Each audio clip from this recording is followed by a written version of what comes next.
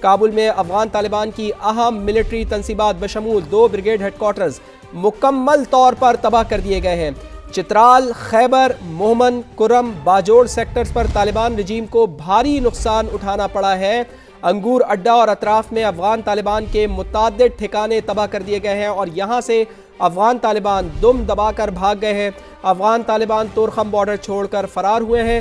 پاک فوج نے افغان پوسٹوں پر قومی پرچم لہرا دیا ہے اور یہ نعرہ لگایا ہے کہ پاکستان ہمیشہ زندہ باد۔ بالکل ایسا ہی ہے، اور افغانستان کو سمجھانے کی بہت کوشش کی لیکن کابل میں بیٹھی بھارت اور اسرائیل نواز قیادت کو سمجھ نہیں آئی۔ علامہ طاہر اشرفی کی سماعت سے گفتگو اس موقع پر سامنے آئی۔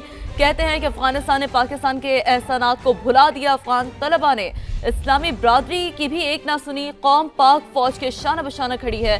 پاکستان بھر میں علماء کرام مسئلے کو جمعے کے خطبات میں اجاگر کریں۔ من اللہ وفتح قریب۔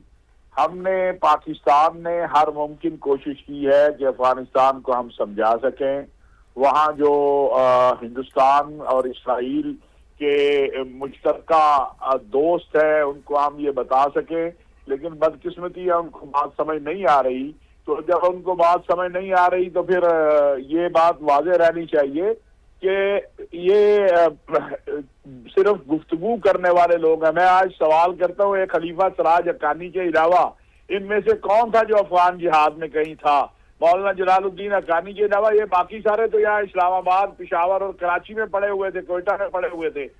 آج یہ جو تباہی کر رہے ہیں، نہ یہ عالم اسلام کی بات سننے کو تیار ہے، نہ یہ کسی اور کی سننے کو تیار ہے۔ تو کیا انہوں نے کلمہ صرف پڑھا، ہم نے نہیں پڑھا؟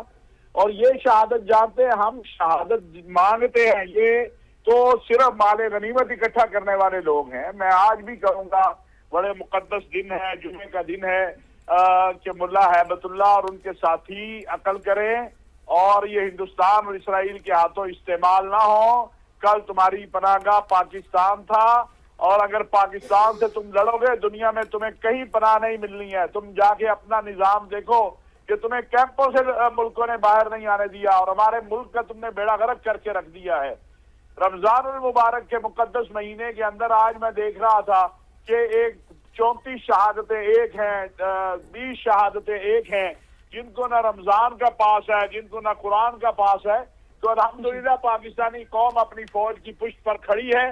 آج پورے ملک میں یوم عزم استحکام پاکستان منایا جا رہا ہے، خطبات جمعہ اس پر ہوں گے۔ میرا سوال ہے ان لوگوں سے، اور میں آج آپ کے ذریعے یہ بھی کہنا چاہتا ہوں کہ غضب للحق جہاں افغانیوں کے لیے ہم کر رہے ہیں، وہاں یا پاکستان کے اندر ان کے سہولت کار ہیں، یا وہ اس ملک کو چھوڑے اور دفع ہو جائے، وہاں جا کر رہے۔ ہم ان کو خود بارڈر سے رخصت کریں گے، یا پھر ریاست پاکستان ان کے خلاف ایکشن لے۔ وہاں کوئی بات ہوتی ہے پاکستان کے خلاف، وہ جو پیدا پاکستان میں ہوئے، جنہوں نے کھایا پاکستان میں، آج بھی پاکستان کا کھا رہے ہیں، وہ پاکستان کے خلاف بکواس کرنا شروع کر دیتے ہیں۔ اور یہاں پر ہمارے بڑے بڑے جو ہے اداروں کے بڑے بڑے جو مذہبی رہنما ہیں، وہ ان کے گیت گاتے ہیں، تو وہ چھوڑے پاکستان کو، وہاں چلے جائیں۔ تو ہمیں اندرونی سہولت کاروں کے خلاف بھی اٹھنا ہوگا، اور یہ بیرونی کا علاج تو الحمدللہ ہمارے پاس ہے، اور اللہ کے فضل سے ہم اس کا علاج جو ہے وہ ایسا اب ہوگا کہ میرا خیال ہے تاریخ جو ہے وہ بتائے گی کہ فاتح کون ہوتا ہے۔ اور انشاءاللہ ہم اللہ کی مدد و نصرت سے، جس طرح ہم نے ہندوستان کو مئی میں شکست دی ہے، اب یہ جو ہندوستان، اسرائیل اور اسلام دشمن اور پاکستان دشمن قوتوں کا الائز ہے، اس کو بھی انشاءاللہ شکست دیں گے۔ مسجد زرار کیا تھی؟ انہوں نے کہا ہم تو مسجد بنا رہے ہیں۔ منافق کیا تھے؟ تو یہ ساری چیزیں ہمارے سامنے، ہمارے نبی صلی اللہ علیہ وسلم نے ہماری رہنمائی کی ہوئی ہے۔ ہمیں پتہ ہے یہ خوارج کون ہیں، اور یہ جو سیدنا علی کا قاتل تھا، اس نے کیا کہا تھا سیدنا علی کو کہ معاذ اللہ ثم معاذ اللہ، اس نے کہا علی میں تو اس سے بہتر مسلمان ہوں۔ آپ مجھے بتائیے کائنات عالم میں اس وقت میں سیدنا علی سے کوئی بہتر مسلمان ہو سکتا تھا؟ تو یہ خوارج کا تو یہ ذہن ہے، اور خوارجی جو ہے یہ، اس لیے میری آپ سے گزارش ہے، آج میں میڈیا سے بھی کہوں گا کہ جا کے خطبات جمعہ دیکھیں کہ پاکستانی قوم کس کے ساتھ ہے۔ پورا ملک آج یوم عزم استحکام منائے گا، ہر خطیب اس پہ بات کرے گا، اور یہ چند لوگ جو ہیں جن کو بہت اچھا لگتا ہے افغانستان جا کے ہیبت اللہ کی جو ہے وہ بیعت کرے اور ہمیں ہمارا ملک چھوڑے جائے، ہم ان کو پھول دے کے رخصت کریں گے۔ یہاں بیٹھ کے ان کی سہولت کاریاں نہ کریں، یہاں بیٹھ کے ان کے لیے پناہ گاہ نہ بنائیں۔ تو علامہ حافظ طاہر اشرفی موجود تھے ہمارے ساتھ اور وہ گفتگو کر رہے تھے اور وہ یہی کہہ رہے تھے کہ ہمیشہ سے پاکستان نے برداشت سے کام لیا ہے، لیکن یہ درندہ صفت لوگ ہیں، انسانیت کے قاتل لوگ ہیں۔ پاکستان نے سفارتکاری کے ذریعے بھی ان کو سمجھانے کی کوشش کی، پاکستان نے علماء اکرام کو بھی بیچ میں ڈالا، بہت کوششیں کی، لیکن یہ سمجھنے والے لوگ نہیں ہیں۔ افواج پاکستان کو داد شجاعت اور سلام پیش کرتے ہیں۔ 27 فروری ازلی دشمن کے ناپاک عزائم خاک میں ملانے کا دن ہے۔ پاکستان کی جنگی تاریخ کے حوالے سے بھی ہم آپ کو بتائیں گے آگے چل کے کہ پاکستان کی جنگی تاریخ کیسی ہے۔ ہمیشہ سے ہم نے پاکستان نے جو دشمنوں کو پیغام دیا ہے اس کے دانت کھٹے کیے ہیں، اور آج 27 فروری کا دن ہے۔